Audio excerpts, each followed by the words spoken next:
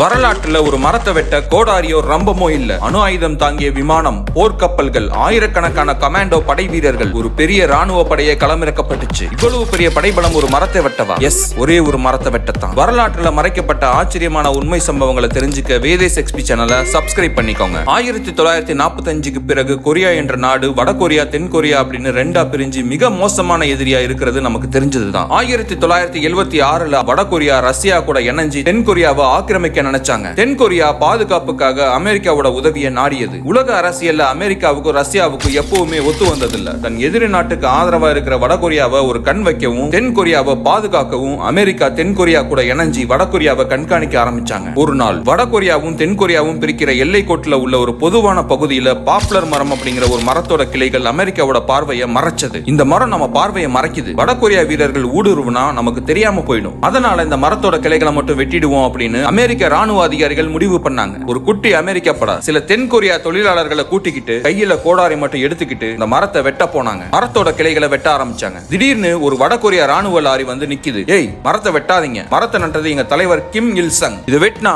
விளைவுகள் விபரீதமா இருக்கும் அப்படின்னு மிரட்டினாங்க. நாங்க மரத்தை வெட்டல, கிளைகளை தான் வெட்டுறோம், உங்களால முடிஞ்சதை பாத்துக்கோங்க அப்படின்னு வேலையை தொடர்ந்தாங்க. கோபமான வடகொரியா வீரர்கள் அமெரிக்க வீரர்களை சுட்டு தள்ளிட்டு அவங்க கொண்டு வந்த கோடாரியாலேயே அவங்களை வெட்டவும் செஞ்சாங்க. அதுல 2 முக்கியமான ராணுவ அதிகாரிகள் கொல்லப்பட்டாங்க. அவ்வளவுதான். விஷயம் படு பயங்கரமா மாற ஆரம்பிச்சது. அமெரிக்க அதிகாரிகளை அவங்களோட கோடாரியாலேயே வடகொரியா வீரர்கள் வெட்டி கொன்ற செய்தி அமெரிக்க தலைமையகத்துக்கு போச்சு. அமெரிக்காவோட ஈகோ நம்ம நினைக்கிறத விடலாம் ரொம்ப ரொம்ப பெருசு. அமெரிக்க வீரர்கள் சுட்டு தள்ளப்பட்ட அடுத்த 3வது நாள் வடகொரியா எல்லை பகுதியை அதிருது. என்ன நடக்குது அப்படின்னு வடகொரியா வீரர்கள் எட்டி பார்த்தாங்க. மொத்தம் 23 ராணுவ வாகனங்கள், அதுல நூத்துக்கணக்கான அமெரிக்க மற்றும் தென்கொரிய வீரர்கள். வெடிகுண்டுகளோட எவன் வந்தாலும் வெடிச்சு செதறுவோம் அப்படின்னு வெறியோட வந்தாங்க. வானத்துல அண்ணாந்து பார்த்த அமெரிக்காவோட B-52 ரக அணுகுண்டுகளை வீசக்கூடிய திறன் கொண்ட ராட்சச விமானம், F-111 போர் விமானங்கள், F-4 Phantom ஜெட்டுகள் அப்படின்னு போர் விமானங்கள் வானத்துல வட்டமடிக்குது. கடல்ல பார்த்தா USS மிட்வே அப்படிங்கிற ஒரு பிரம்மாண்டமான விமானம் தாங்கி கப்பல் வடகொரியாவை நோக்கி திருப்பப்பட்டுச்சு. மொத்தத்துல அந்த மரத்தை நாங்க வெட்டுவோம், எவனாவது தடுத்தா வடகொரியா அப்படிங்கிற நாடே மேப்ல இருக்காது அப்படின்னு சொல்ற அளவுக்கு ஒரு அசுரத்தனமான படைபலம். இவ்வளவு பெரிய படையை பார்த்ததும் வடகொரியா ராணுவம் ஆடி போச்சு. எதுவுமே பேசாம அதிர்ச்சியில உறைஞ்சு போய் நின்னாங்க. அமெரிக்க இன்ஜினியர்கள் வண்டியை விட்டு இறங்கி சர்ன்னு எலக்ட்ரிக் ரம்பத்தை ஆன் பண்ணாங்க. வடகொரியா வீரர்கள் துப்பாக்கியை கையில வச்சிருந்தாலும் ட்ரிகர் அழுத்த பயந்தாங்க.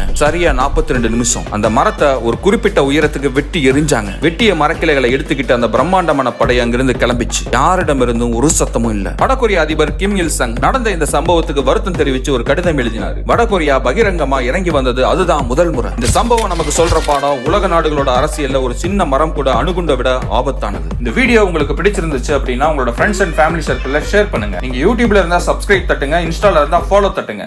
தேங்க்யூ.